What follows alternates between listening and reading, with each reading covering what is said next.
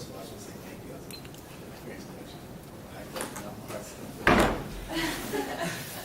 All right. Imagine being in a relationship in which every time you try to express to your significant other how you feel about the relationship or problems you may be having, they respond by, yeah, okay, right. We're going to work on it. I got you, babe. We're going to work on it later. But every day you're faced with the same problems as yesterday. Imagine this person's lack of apathy towards your feelings and how it's hurting you. Now imagine this person's relationship being the administration here at the college of Worcester. The line of transactional communication between the administration and the student body here at the college of Worcester is insufficient.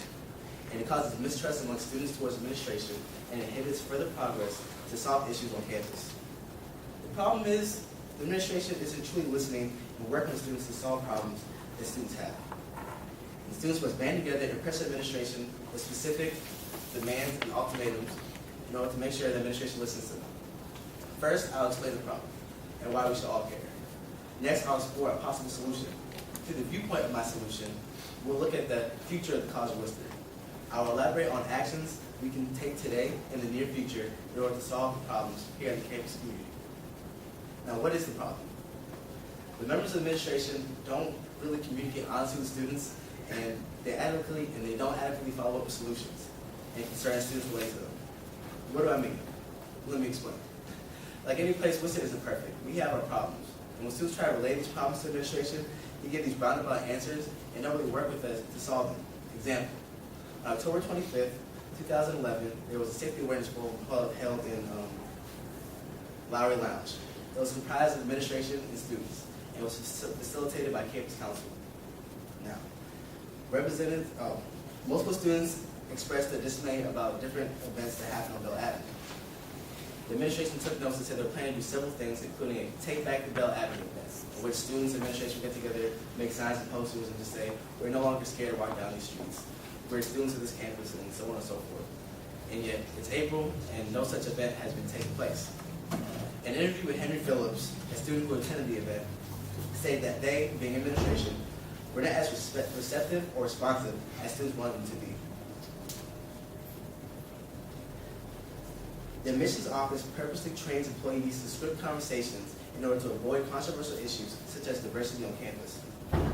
According to students that should not be named who are employees of the admissions office here at the College of Worcester, stated that administration instructs tour guides to avoid touchy subjects and unappealing locations on campus.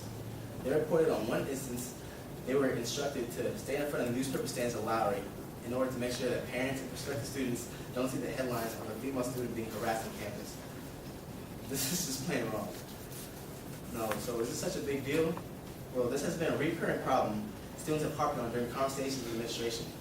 Students have gone through multiple avenues to express the severity of their concerns to administration. On February 7, 2012, seven students presented the original performance, Undefined Voices. It was a piece comprised of poetry, acting, and dance. It was a message to administration that we really care about Worcester. We just wanted the feeling to be reciprocated by you. They expressed their fear of walking down Bell Avenue that night. They expressed their want for administration to work with them to solve these quarrels. And it seemed that it was solved. Security started implementing safe walks down Bell Avenue. However, these ceased first semester. See, this is a perfect example of administration not communicating with students about decisions that directly affect us. For students who may be, why should you care though? For students who may be part of a majority group. According to Deja Moss, during the April 10, 2012 top act, she stated, and I quote, and for the comfort of people like myself who live on campus, whether you're of color or not, or other external factors are affecting your state of being here on campus, you were still affected. And what she's pretty much saying is, it's not just black people being harassed. All students are subject to discrimination from members of the Worcester community because of the tension of the campus-town relationship. According to our security report on October 16, 2011, 2 individuals from the town came and assaulted individuals on campus, one of which was Caucasian. If you were harassed on Bell, you want someone to listen to you. If one of your friends was harassed on Bell, you want to make sure that someone's making sure that they're being comfortable here on campus. But right now, don't count on it. And for those who may fit into minority group, instances of harassment are most notably reported by you.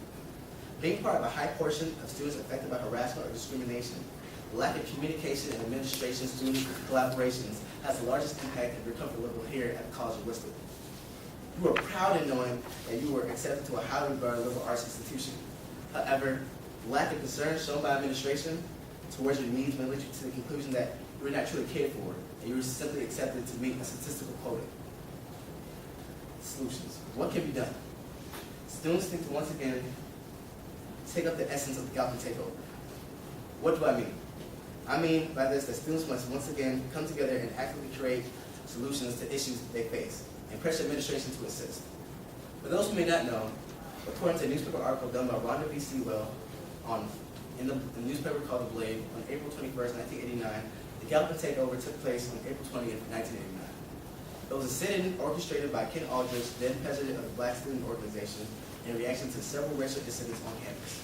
Over 100 students, a large majority of them being white, held a peaceful protest in Galpin Hall, in which that housed the Office of the President, Admissions, College Relations, Development, Finance, Dean of Students, Business, and Academic Affairs.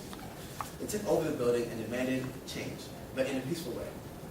Students here must throw away boundaries and learn to work together. If we get behind each other and just attend another group's event, the same support will be reciprocated to you. How do I know this problem? How do I know this will fix the problem? Because administration will be forced to listen to students. Imagine a whole bunch of inspired students in large numbers, unified for a common cause. They cannot be ignored. How will you know this will work? I know this will work because it worked before. The Galpin takeover was a successful event.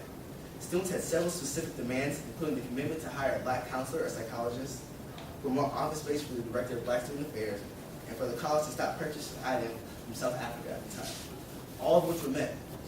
If students will come together in large quantities, just like the individuals from the Galpin takeover, with specific demands and ultimatums, administration will have no choice but to adhere to students and be held accountable for their actions. Also, peaceful protests have been proven to be effective strategies for change, such as the Indian nationalism movement led by Mohandas Gandhi in the 1930s, in which India gained independence from British rule. And even here in America, with our civil rights movement. You may be thinking, administration does care. They are working as hard as they can to support students. So then why was the talk back on April 10th, 2012, before such an event, talking about lack of communication between the administration and students? You may be thinking, Pete, why are you up here bashing Worcester? That's the vibe I'm giving off. I apologize. But I will not apologize for my effort to articulate the matter at hand. On numerous occasions, we have simply asked administration to include students on plans that directly involve our well-being and comfort here, and still they neglect to do so. Visualize a Worcester that lives up to a standards that are preached and honest collaborative Worcester. If we do not enact my plan, Worcester will continue to run a cycle of pointless discussions. Students will grow angrier, and administration will grow more completely detached from students. This is the point for us to connect as an entire campus and solve these problems. The lack of progress demonstrated by administration needs to stop. They need to stop planning things and put things into action. Since previous tactics have not worked, us students must come together, create demands, present them with ultimatums in order to make sure that administration listens to them and responds in a suitable manner. If you have drawn anything from this, please hold on to the fact that Worcester isn't perfect. If you can do one thing, go to your dorms and write a Dear Worcester letter. It's a concept that was developed by the presenters of Undefined Voices, in which you write what works for Worcester and what doesn't. If you don't feel it up to delivering the letter anonymously to administration, that's fine. At least tell one friend about what you wrote in your letter. We don't want to break up with Worcester. We just have some serious reevaluations to do for this relationship to work.